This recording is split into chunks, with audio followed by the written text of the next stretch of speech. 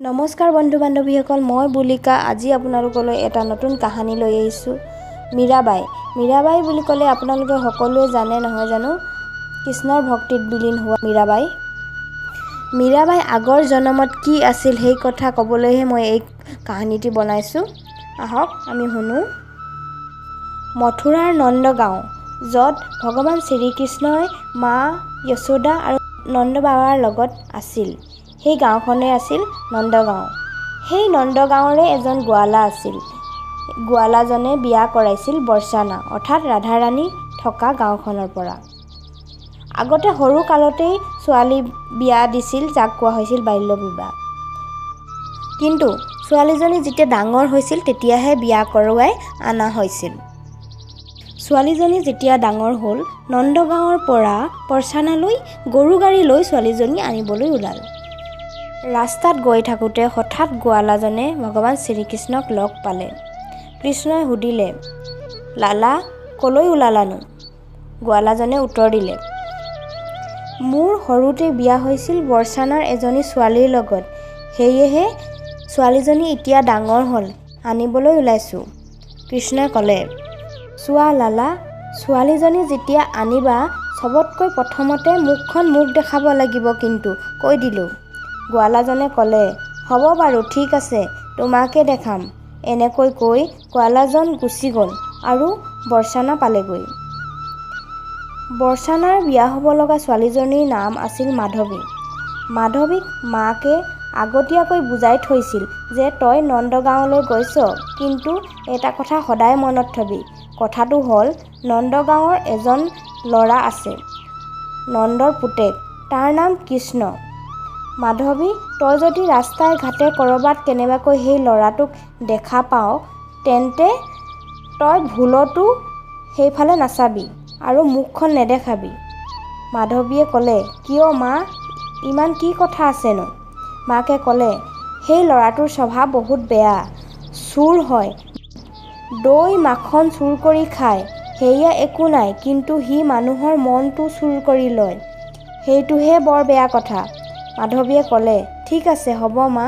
গোৱালাজনে মাধৱীক লৈ গৰু গাড়ীত বহুৱাই নন্দগাঁৱলৈ বুলি লৈ আনিবলৈ ধৰিলে।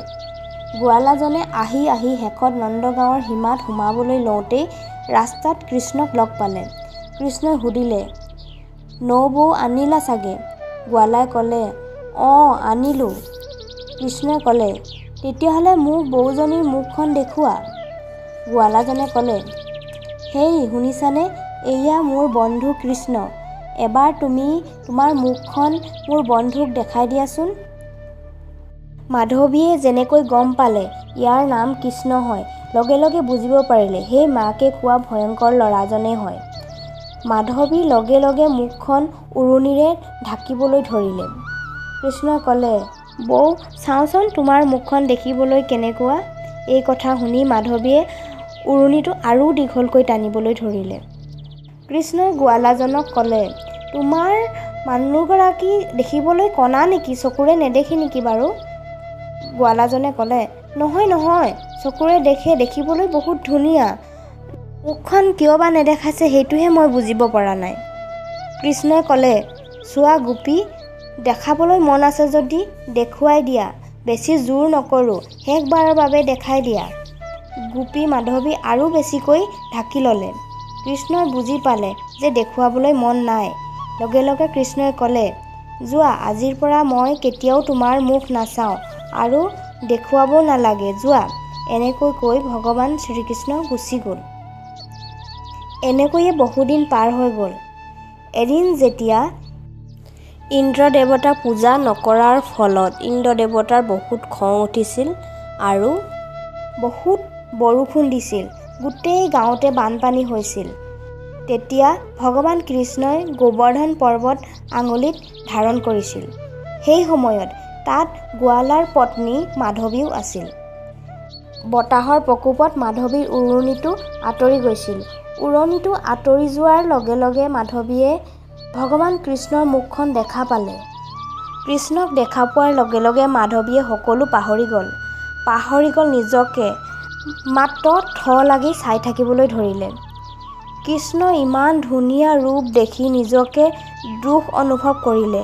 ইমান দিনৰ পৰা মই ভুল কৰি আছিলোঁ। মায়ে মোক এনেকৈ কিয় কৈছিল? এনেকৈ কৈ মাধৱীয়ে আকৌ এবাৰ ভগৱান কৃষ্ণৰ মুখখন চাবলৈ খোজোতেই কৃষ্ণৰ মুখখন ধুন্দুলা দেখা পাইছিল। বাৰে বাৰে চাবলৈ বিচাৰিছিল, কিন্তু বাৰে বাৰে সেই ধুন্দুলা দেখি পাইছিল।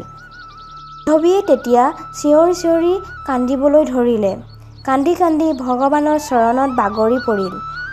হে প্ৰভু, মোৰ ইমান ডাঙৰ ভুল কেনেকৈ হ'ল? মোক ক্ষমা কৰি দিয়া। মাধৱীয়ে ক্ষমা খুজিবলৈ ধৰিলে। ইয়াত থকা সকলো গোপী কিমান ভাগ্যৱান, তোমাৰ এই ৰূপ দেখা পাইছে।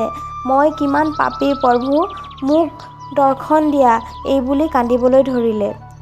প্ৰভু কৃষ্ণই ক'লে, তুমি যে ভুল স্বীকাৰ কৰিলা সেইটো মোৰ কাৰণে যথেষ্ট। তোমাক গোপীৰ নিচিনা প্ৰেম কৰিব নোৱাৰোঁ, কিন্তু তোমাক এটা বৰদান দিব পাৰোঁ। এইবুলি কৈ কৃষ্ণই ক'লে, কলিযুগত তুমি জন্ম ল'বা আৰু মই তোমাক গোপীৰ নিচিনা প্ৰেম কৰিম। আৰু নাকান্দিবা, উঠা। সেই গোপীয়েই কলিকালত মীৰা হৈ জন্ম লৈছিল। এয়াই আছিল কাহিনীটো। মোৰ কাহিনীটো যদি ভাল লাগে লাইক, শ্বেয়াৰ, ছাবস্ক্ৰাইব কৰিব। বাই ফ্ৰেণ্ডছ।